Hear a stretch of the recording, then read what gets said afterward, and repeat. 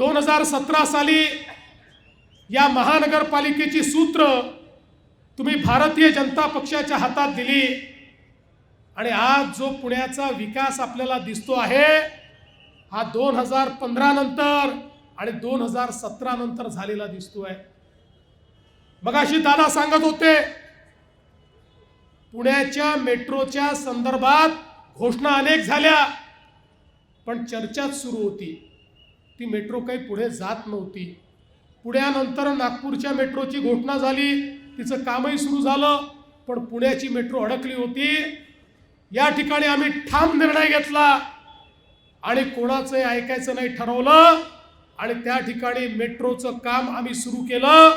आज मला सांगताना आनंद वाटतो 110 किलोमीटरचं मेट्रोचं नेटवर्क हे पुण्यामध्ये आज आपण करतोय आणि त्यातलं 33 किलोमीटरचं नेटवर्क हे आपण पूर्ण केलं आहे।